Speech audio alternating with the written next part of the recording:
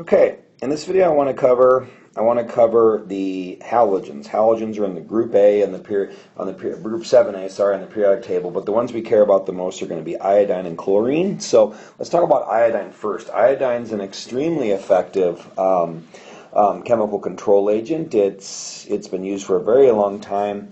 It's an antiseptic, disinfectant. It kills all kinds of bacteria, gram-positive and negatives, lots of spores, some viruses. It works really well. It appears to especially like to bond to tyrosine, like in the human body, iodine and tyrosine bond together to form thyroid hormone. But iodine likes to kind of glom onto tyrosine as well as some fat, so it just basically impairs the metabolism and the cell membranes of bacteria.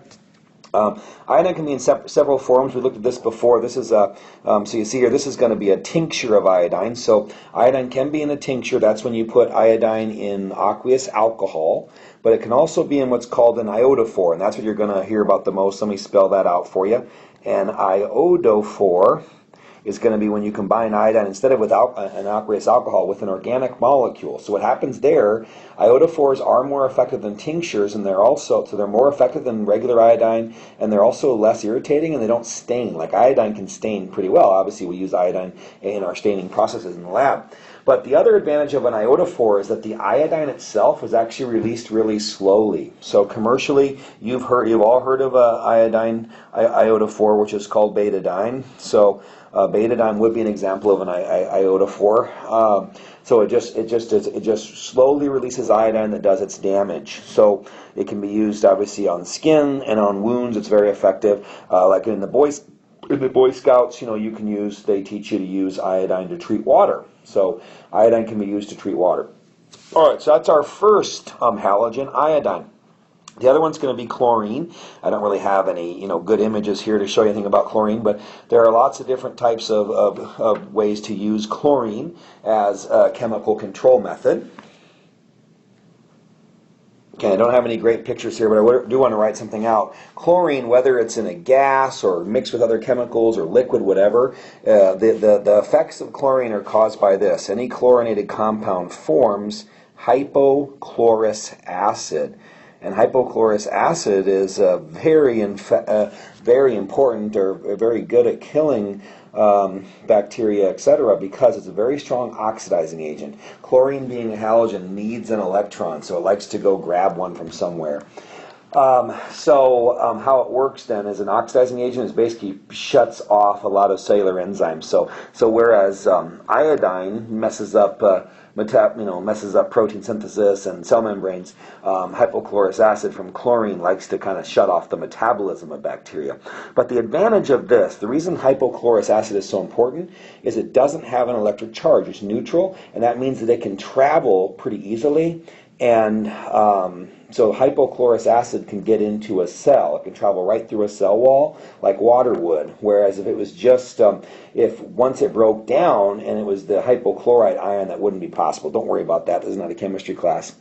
But so again, there are tons of different ways to use chlorine, tons of different uses. You all know that most drinking water and municipal water supplies is treated with chlorine. Swimming pools are treated with chlorine.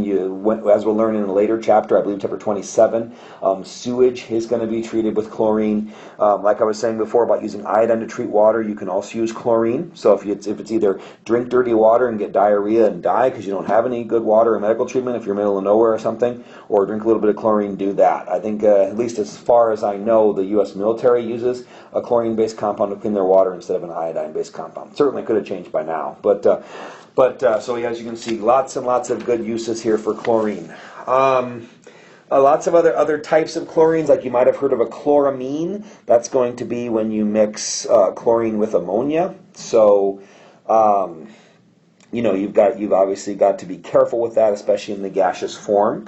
What else is there to know about chlorine compounds? Well, remember we talked about, when my parents owned a restaurant when I was a kid, you soak the dishes here, you wash them in soap and water here, you rinse them, and then this fourth container was a sanitizing agent. The term sanitization is used with eating utensils. That's actually going to be a calcium hypochlorite, doesn't matter, but a chlorine-based compound is what you use there. At the beginning of this chapter, if you look at the front, it was talking about chloride of lime. That would have been what Semmelweis would have washed his hands with to prevent puerperal or childbirth fever. So the point I'm making is tons of different of Cloroxes, but or chlorine, sorry, but haven't even talked about the most important one, which is bleach. So at your house, you probably have some Clorox bleach, and that is a very, very potent antiseptic and disinfectant, especially disinfectant. Like we talked about, it can be used to treat water in emergencies.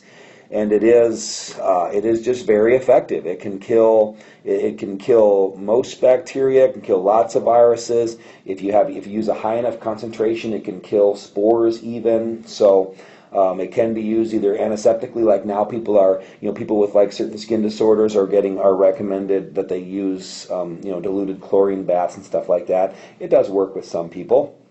The chloramines are actually going to be less toxic than most forms of chlorine, but this is why if you've ever gotten a letter from your municipality about not using the water for your fish, chloramines are toxic to fish. I've had some fish die that way. I got a letter from Omaha saying you have to, don't use the tap water for your aquariums, or else use chemicals to neutralize them. I don't remember what those chemicals are called, but yeah, so you do have to be careful with chloramines, and don't be mixing chlorine and ammonia at your house for sure. All right, so those are all just a bunch of examples of how you can use the halogens, which are iodine and chlorine.